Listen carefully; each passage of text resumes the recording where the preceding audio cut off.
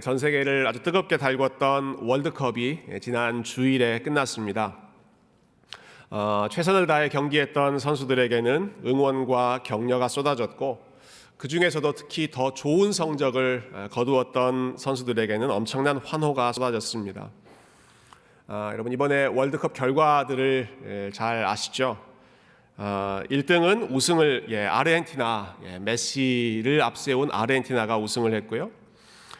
아깝게 2등에 그쳤지만 마지막 결승까지 명승부를 펼쳤던 프랑스 선수들이라든지, 상대적으로 약하다고 생각했지만 아주 끈질기게 경기에서 3위에 올랐던 크로아티아 선수들이라든지, 또 예상을 뒤엎고 아프리카 최초로 4강에 올랐던 모로코 선수들이라든지, 여러분, 제가 언급한 이 네 팀의 공통점이 있습니다. 아르헨티나, 프랑스, 크로아티아, 모로코, 뭐가 공통점일까요?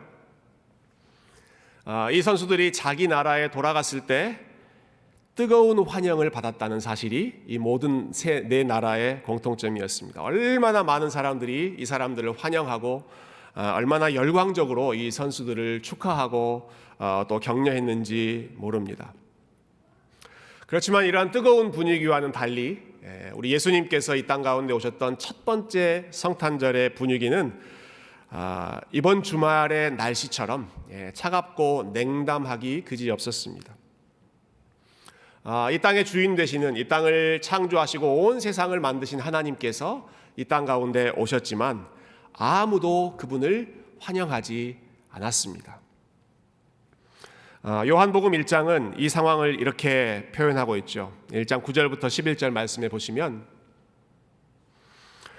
참 빛 곧 세상에 와서 각 사람에게 비추는 빛이 있었나니 그가 세상에 계셨으며 세상은 그로 말미암아 지은 바 되었으되 세상이 그를 알지 못하였고 자기 땅에 오매 자기 백성이 영접하지 아니하였다.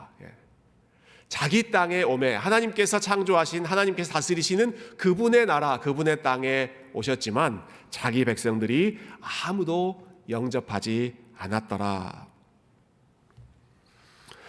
오늘 우리가 읽은 이 본문은 예수님께서 이 세상에 오셨을 때 세상의 반응이 어땠는지, 사람들의 반응이 얼마나 냉소적이고 냉담했는지를 잘 보여주고 있습니다.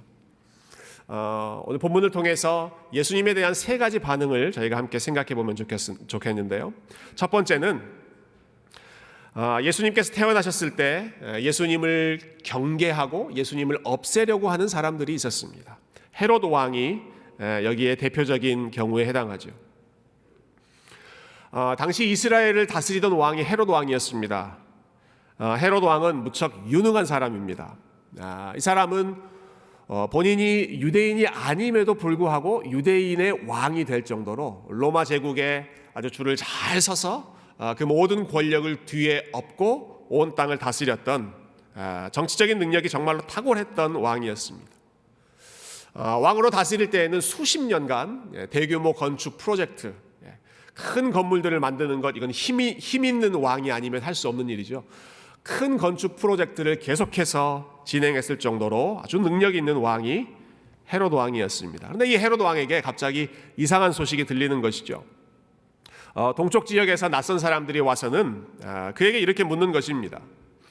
우리는 평생 별을 보며 살아오는 사람들인데 우리가 보니까 큰 별이 나타나서 이 유대 땅에 머무르는 것을 봤습니다. 우리 경험상, 우리의 예상, 우리가 공부한 바에 따르면 이 정도 큰 별은 왕이 태어나지 않으면 나타날 수 없는 별인데, 이 나라에 태어나신 왕, 유대인의 왕이 어디 계십니까? 별을 보고 찾아온 이 동방의 현인들이 이 헤롯 왕에게 그렇게 묻는 것입니다. 여러분, 헤롯이 이 소식을 들었을 때 얼마나 깜짝 놀라고 또 얼마나 불안했을지 생각해 보면 좋겠습니다. 이 사람은 왕입니다. 유대인의 왕이 되기 위해서 온갖 노력을 다했고 그 자리를 지키기 위해서 역시 온갖 노력을 다하고 있는 왕입니다. 잠깐 말씀드린 것처럼 이 헤롯은 유대인 출신이 아니고 사실은 유대인들이 싫어하던 에돔이라고 하는 민족 출신입니다. 에돔 사람인데 유대인의 왕이 된 것이죠. 본인이 정통 유대인이 아닙니다.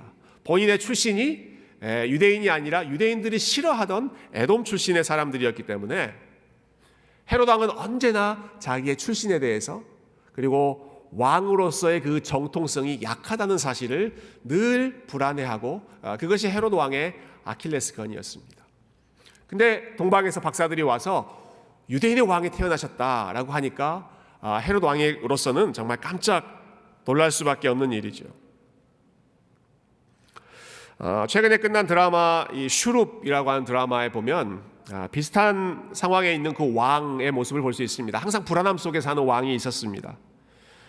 원래 이 왕은 왕이 될 수 없는 사람이었죠. 자기 형이 왕이 되어야 하는데 형이 갑자기 부정한 방법으로 죽음을 맞이해서 본인이 그 다음 자리로 왕이 되었습니다.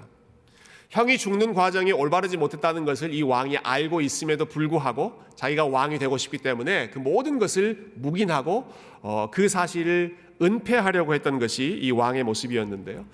그래서 늘 신하들 눈치를 보고 행여나 그 진실이 밝혀질까 봐 두려운 마음으로 살아가는 불안한 왕이 그 드라마에 나오는 왕이었습니다. 여러분, 헤롯 왕이 이와 같습니다. 헤롯 왕이 출신이 불안하고 본인의 정통성이 약하기 때문에 늘상 누가 내 자리를 빼앗지는 않을까 하는 불안함으로 살아갔던 사람들이죠. 그런데 그 왕에게, 그 헤롯 왕에게 유대인의 왕이 태어났습니다라고 하는 소식이 들리니 얼마나 불안하고 또 얼마나 긴장되었겠습니까? 그래서 즉각적으로 이 소식을 진압하려고 태어났다고 하는 이 왕을 제거하기 위한 계획을 추진합니다. 당시의 종교 지도자들을 모두 불러서 유대인의 왕, 메시아가 태어난다고 하는 그 예언이 어디 있느냐라고 하는 사실을 확인하고 그 왕이 베들레헴에서 태어납니다라고 하는 예언, 그 예언을 알고 나서는 동방 박사들을 베들레헴으로 먼저 보냅니다. 먼저 가서 그 왕을 찾게 하고 그 장소를 찾으면 본인이 찾아가서 그 왕을 제거하려고 하는, 태어나신 아기 예수님을 없애려고 하는 그런 계획을 차근차근 실행하는 것이죠. 그러니까 이 헤롯 왕은 예수님에 대해서 적대적인, 예수님을 미워하고 싫어하고 어떻게든 예수님을 없애려고 하는 적대적인 세상의 대표적인 모습이라고 할 수 있습니다. 자신이 누리던 왕의 자리가 위협을 받을까 봐 태어난 아기를 태어나자마자 죽이려고 했던, 여러분, 그 왕이 헤롯 왕의 모습이었고, 여러분, 우리 예수님은 태어나시면서부터 생명의 위협을 받으며 이 땅에서의 삶을 시작하셨던 것이죠. 또 다른 모습의 사람들이 있습니다. 두 번째 부류의 사람들은 종교 지도자들입니다. 헤롯 왕이 불안해서 이 종교 지도자들을 소집했죠.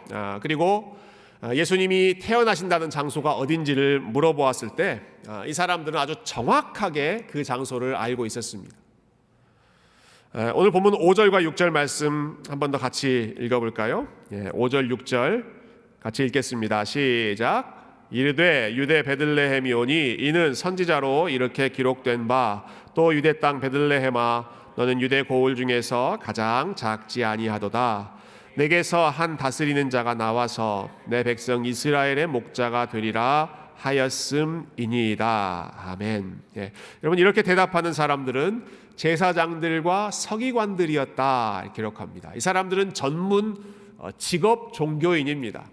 매일같이 제사를 드리고 매일같이 예배를 준비하고 매일같이 성경을 쓰면서 성경의 모든 내용들을 속속들이 알고 있는 사람들입니다.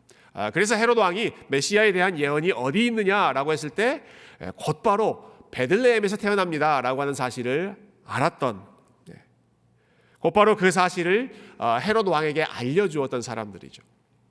그렇지만 놀랍게도 이 모든 내용들을 알고 있음에도 불구하고 이들은 예수님의 탄생에 아무런 관심이 없었습니다. 메시아가 어디서 태어나신다라고 하는 그 사실, 동방 박사들이 이야기하고 있는 그 존재가 어떤 사람인가 하는 것을 그들이 알고 있음에도 불구하고 아무런 반응을 하지 않고 아무런 관심을 갖고 있지 않는 것입니다. 우리가 지난주에 함께 나눴던 말씀의 내용들처럼 성경에 대한 지식은 무척이나 많이 있지만 그러나 성경의 주인공, 성경의 핵심이라고 할 수 있는 예수 그리스도에 대해서는 전혀 반응하지 않는, 예수님께 전혀 가까이 나아가지 않는 무감각한 사람들이 바로 이 시대의 종교 지도자들의 모습이었습니다. 19세기에 영국에서 활동했던 이 J.C. 라일이라고 하는 목사님이 계시는데요. 이분이 이 종교 지도자들의 모습을 그 당시에 영국에서 유행하던 하나의 속담을 비유해서 이렇게 표현하셨습니다. 그 사람들의 모습이 이와 같다는 것이죠. 당시에 이런 속담이 있었다고 그래요. 영어로는 The nearer the church, the farther from God. 교회에 가까우면 가까울수록 오히려 하나님으로부터 멀어진다. 이 종교 지도자들의 모습을 비유하는 것이죠. 교회에 가까우면 가까울수록, 교회 생활에 익숙하면 익숙할수록, 교회에서 하는 일이 많으면 많을수록, 그런데 오히려 하나님으로부터 마음이 멀어질 수 있는 그러한 위험이, 그런 위험천만한 삶이 이 종교 지도자들의 삶이라고 하는 것이죠. 엉뚱하게도 저는 이 문장을 읽을 때 무척 감사한 생각이 들었습니다. 교회에 가까울수록 하나님으로부터 멀어진다. 여러분, 저희 교회 성도님들 중에 많은 분들이 교회에서 멀리서 오시는 분들이 얼마나 많이 있습니까?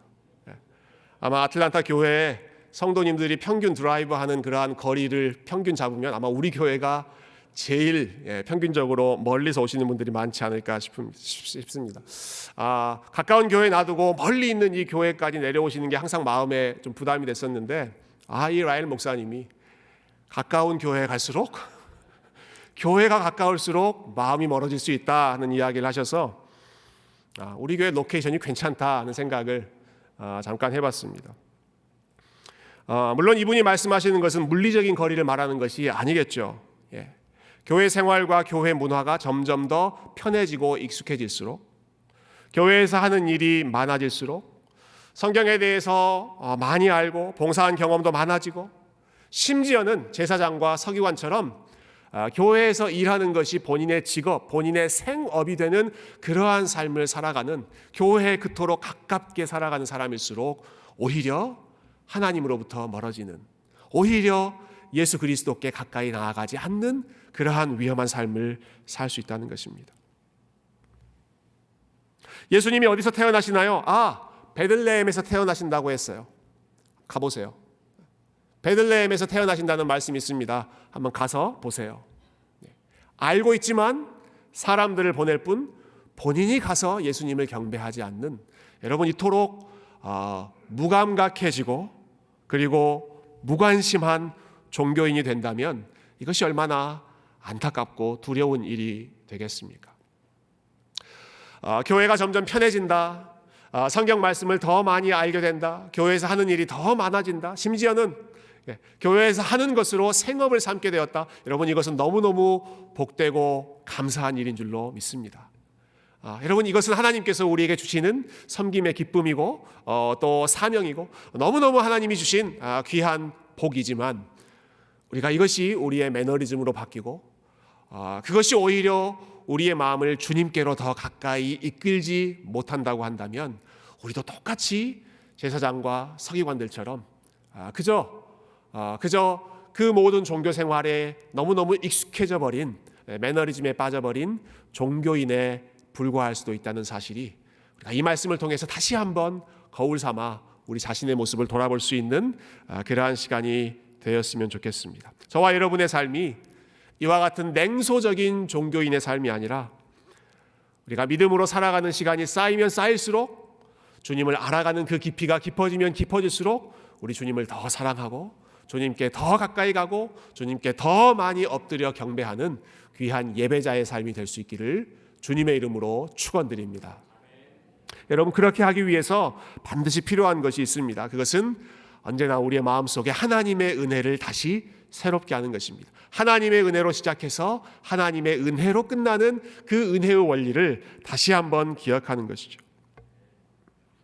그 은혜의 원리를 보여주는 것이 바로 세 번째 동방박사들의 모습이었습니다. 자, 이 동방박사들에 대한 정보를 우리 잠깐 모아보도록 하십시다. 여러분, 이 사람들은 동방에서 왔다 하죠. 동쪽에서 왔다. 정확한 지역은 나와 있지 않지만 당시 이스라엘에서 동쪽 지역이면 당시의 페르시아나 바벨론 제국에 가깝습니다. 이 사람들은 한때 유대인들을 포로로 잡아갔던 사람들이고 하나님을 알지 못하는 이방 제국, 이방 민족들입니다. 성전에 들어갈 수조차 없는 이방인들, 유대인들의 눈으로 봤을 때는 정말 도저히 하나님을 만날 수 없다고 생각했던 그 사람들이 지금 찾아와서 예수님께 절하고 있는 것이죠. 심지어 이 사람들은 구약 성경에서 가장 천하다고 생각하는 직업을 가지고 있었습니다. 우리말 성경에는 이제 동방 박사로 번역되어 있어서 무척 똑똑하고 공부도 많이 한 지성인들 이렇게 생각하기 쉽습니다만은 이 박사라고 번역된 헬라어 원어는 마고스라고 한 단어이고요. 여기서 영어 단어 magician, 마술사라고 한 단어가 나왔습니다. 당시의 마술사들은 오늘날 마술사처럼 사람들 앞에서 쇼를 하고 사람들을 즐겁게 하는 그러한 엔터테이너가 아닙니다. 당시의 마술사는 종교적인 사람들입니다. 하늘의 운행을 보고 별을 보며 운세를 내다보는 점을 치는 사람들이 당시의 마술사들이었습니다.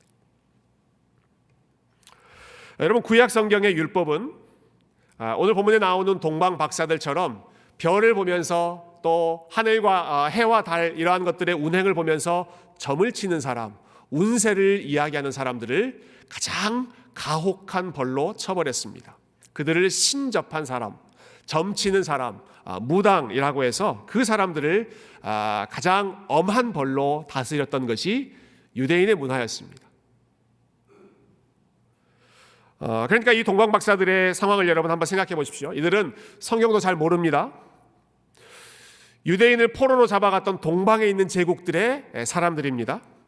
거기다가 구약 성경에서 가장 안 좋게 생각했던 점치는 사람들, 점성술사, 무속인들이 바로 이러한 사람들이었습니다. 그러니까 유대인의 기준에서 보면 여러분 안 좋은 조건들은 다 골라서 가지고 있는 사람들이 동방 박사들, 동방에서 온 점성술사들이었던 것이죠. 그래서 참 놀랍게도 이렇게 불리한 조건들로 가득 차 있던 사람들이 오히려 예수님의 탄생에 가장 큰 관심을 가졌고 먼 길을 마다하지 않고 여행해 왔고 그리고 예수님을 만났을 때 가장 귀한 값진 선물을 드려서 하나님께 영광을 드렸던 것이죠. 동방 박사들의 이야기는 오직 마태복음에만 나옵니다.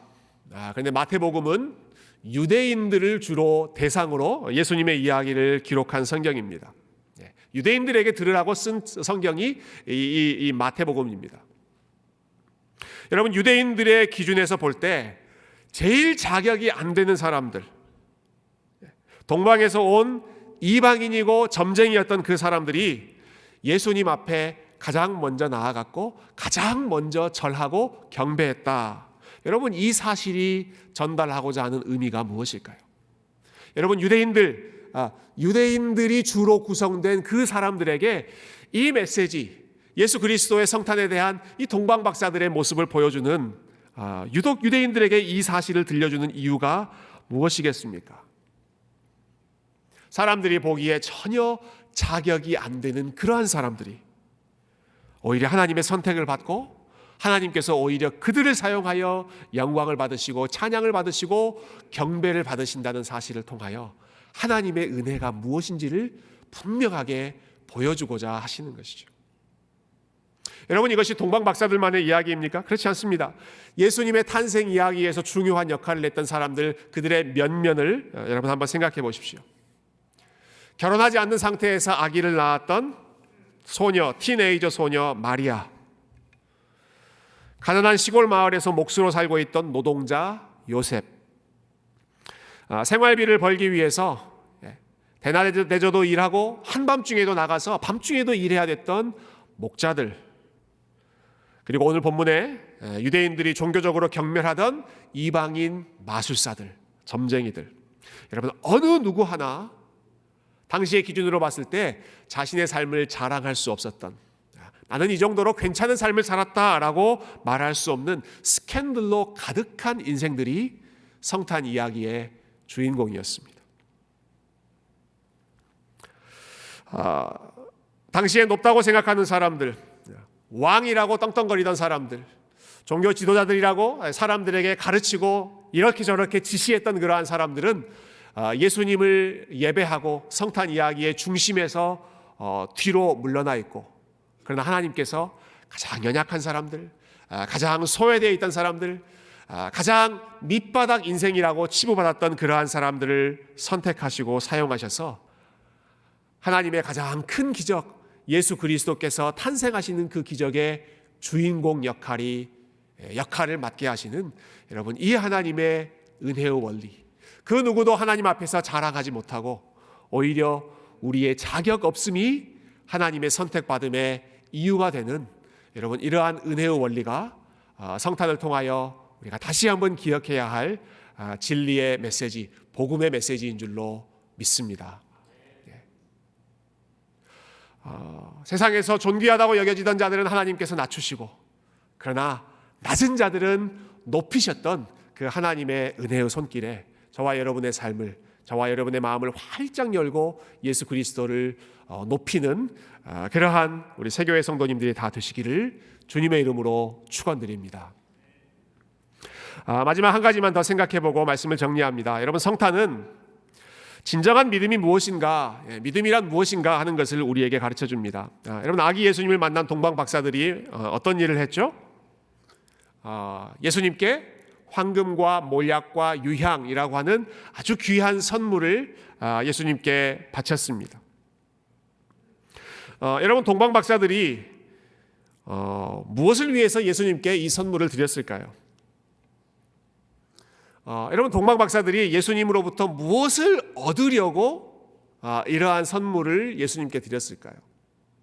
왜 예수님께 이러한 선물을 드려서 자신의 마음을 표현했을까요? 여러분, 현실적으로 보면 이 상황에서 동방 박사들이 이 예수님으로부터 얻을 수 있는 것은 사실 아무것도 없었습니다.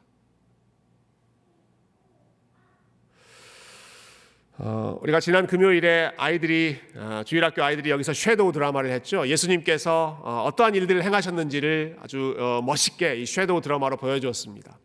예수님께서 물 위를 걸어가시기도 하고, 그런 엄청난 기적을 보이시기도 하고, 눈먼 자들을 뜨게 하시기도 하고, 그리고 걷지 못하던 그러한 사람들이 자유롭게 뛰면서 걸을 수 있게 하시기도 하고, 수많은 사람들을 고치시기도 하고, 수많은 사람들에게 먹을 것을 주시기도 하고, 수많은 사람들의 답답한 마음을 시원하게 뚫어주는 아주 훌륭한 설교들을 예수님께서 해주시기도 했습니다. 그것은 나중 일이죠. 예수님께서 장상하신 후에 30년이 지나서 공생애를 하실 때 예수님께서 하셨던 일들이 바로 그와 같은 일들이었습니다. 사람들이 그 모습을 보면서 예수님께 열광했습니다. 수많은 기적들, 예수님이 가르쳐 주시는 그 수많은 명설교들을 들으면서 예수님께 환호하고 예수님을 따라다녔습니다. 그러나 오늘 본문의 예수님의 모습은 어떻습니까, 여러분? 예수님이 태어나셨던 바로 그 순간 동방 박사들이 예수님께 황금과 유향과 몰약을 선물로 바쳤던 바로 이 순간에 예수님은 어떤 모습입니까? 예수님은 이제 막 태어나신 상황입니다. 갓 태어난 아기가 무엇을 할 수 있겠습니까? 여러분, 동방 박사들이 이 예수님으로부터 어떤 현실적인 유익을 얻을 수 있었겠습니까? 아무런 유익도 얻을 수 없는 것이 지금 이 본문의 상황입니다. 그들에게 도움이 될 만한 그 어떤 것도 지금 갓 태어난 예수님으로부터는 얻을 수 없죠. 사실 동방 박사들은 예수님께 찾아온 것 때문에 뭔가를 얻기보다는 오히려 본인들이 잃어버린 것들이 훨씬 많았다고 이야기하는 것이 더 상황에 맞을 것입니다. 그들은 예수님을 찾아오기 위해 긴 여행, 피곤한 여행을 감수해야 됐습니다. 3가지의 귀한 물질을 예수님께 드려야 했습니다. 그리고 예수님을 만난 것 때문에 이 사람들은 헤롯 왕에게 찍혀서 본인들이 왔던 길로 돌아가지 못하고 빙 둘러서 긴장하면서 새로운 살 길을 찾아야 하는, 몰래 베들레헴을 빠져나가야 하는 그러한 위험한 삶을 시작하게 됩니다. 여행하느라 고생하고 귀한 물질을 드리느라 손해보고 생명의 위협을 느끼는 그런 불안한 삶이 시작되었지만, 그럼에도 불구하고 이 사람들이 예수님께 나아가고 그럼에도 불구하고 이 사람들이 예수님 앞에 절하고 엎드렸다는 것입니다. 왜 그랬는가? 무엇을 얻을 수 있어서가 아니라 그냥 예수님이 좋기 때문에 그렇게 하는 것이죠. 아기 예수님으로부터 뭔가를 얻어낼 수 있기 때문에가 아니라 이 사람들은 예수님 한 번 보고 끝나는 그러한 삶이지만 그러나 예수님이 좋기 때문에 아기 예수님을 통해서 보여주신 그 하나님의 사랑이 감사하기 때문에 우리를 구원할 왕이 태어났다는 그 사실 하나 때문에 이 사람들은 예수님께 본인들이 드릴 수 있는 최고의 마음을 표현했던 것입니다. 무엇을 얻을 수 있어서가 아니라 아무것도 할 수 없는 연약한 아기의 모습을 보았을 뿐이지만 그 아기 예수님을 통해서 하나님이 우리와 함께 하시는구나, 하나님이 우리를 사랑하시는구나, 그 사랑을 확인한 마음, 그것 하나 때문에 자신의 모든 것을 들여 주님을 높이고 주님 앞에 엎드렸던, 여러분, 이것이 진정한 믿음이고 아무런 기적이 없고 아무런 유익이 없으면서도 하나님을 온전히 사랑했던 이 믿음이야말로 하나님이 가장 귀하게 여기시는 순결한 믿음인 줄로 믿습니다. 지난 금요일 저녁에 우리 주일학교 아이들이 여러 가지 공연을 했는데요. 우리 주일학교 학생들 중에 이제 제일 어린 학생들, 프리K, 킨더 학생들이 제일 먼저 이 앞에서 노래에 맞춰서 율동을 했습니다. 최고의 선물이라고 하는 노래에 맞춰서 율동을 했는데 저희 막내 아이도 그 중에 여기 이쪽만큼에서 열심히 율동을 하면서 공연을 했습니다. 집에서는 한 번도 볼 수 없는 모습, 뭐 한번 해봐라 하면 전혀 안 하던 애가 여기 와서는 뭐 이렇게도 했다가 뭐 이렇게도 했다가 열심히 공연을 하더라고요. 여러분, 그 노래에는 이런 가사가 있습니다. 크리스마스에는 산타가 없어도 난 웃을 수 있죠. 크리스마스에는 선물이 없어도 나는 기뻐요. 하나님이 우리 위해 세상에 보내주신 독생자 예수님이 바로 최고의 선물. 여러분, 이 가사에 맞춰서 아이들이 얼마나 귀엽게 율동했는지 모릅니다. 그러나 그렇게 열심히 찬양을 하고 나서 그 다음 날이 되었을 때 눈을 뜨자마자 했던 제 아이의 첫 마디는 내 선물 어디 있어요? 아빠, 내 선물 어디 있어요? 눈을 비비면서 아직 잠이 다 깨지 않았지만 제일 먼저 선물부터 찾는 것이 어린아이들의 모습이죠. 정말 속마음으로는 야, 너 어젯밤에 예수님이 최고의 선물이라고 찬양했잖아 라고 얘기하고 싶었지만 험악한 분위기가 될까 봐 참았습니다. 여러분, 아이들은 한번 부르고 잊어버리는 노래의 가사일지 모르지만 여러분, 그 노래의 가사가 오늘 우리가 기뻐하는 성탄의 핵심입니다. 그 노래의 가사가 핵심입니다. 산타가 없어도 선물이 없어도 예수 그리스도께서 최고의 선물이기 때문에 동방 박사의 삶을 보십시오. 아기 예수님 한 번 보고 끝나는 그 한 번을 위해서 수십 일의 여행을 감수하고 너무너무 귀한 예물을 희생해야 되는 그러한 희생을 감수했지만 그럼에도 불구하고 그 예수님 때문에, 그 예수님, 아기 예수님이 보여주시는 그 하나님의 사랑 때문에 감사하고 기뻐하시는 것이, 그것이 우리가 성탄 이 아침에 함께 다시 한번 회복해야 할 우리 주님을 사랑하는 믿음의 핵심인 줄로 믿습니다. 사랑하는 성도 여러분, 아기 예수님께서 보여주시는 아기 예수의 의미는 바로 이것입니다. 하나님께서 우리를 사랑하실 때 어느 정도까지 사랑하셨는가 하는 것을 보여주시는 것이죠. 하나님이 우리를 어느 정도까지 사랑하셨는가, 스스로 아무것도 할 수 없는 그러한 연약한 모습이 되시기까지 저와 여러분을 사랑하셨습니다. 아무것도 할 수 없는 아기의 모습으로 오실 때까지 주님께서 저와 여러분을 사랑하셨고, 아무것도 할 수 없는 십자가에 달려 아무것도 할 수 없는 그 자리에 오르기까지 우리 하나님께서 저와 여러분을 사랑하셨고, 그 하나님의 사랑 때문에, 다른 이유가 아니라 그 하나님의 사랑 때문에 동방 박사들처럼 우리 주님 앞에 엎드리고 우리 하나님께 감사하고 우리 하나님을 기뻐할 수 있는 참된 믿음의 성도님들 다 되실 수 있기를 주님의 이름으로 축원드립니다. 함께 기도하겠습니다.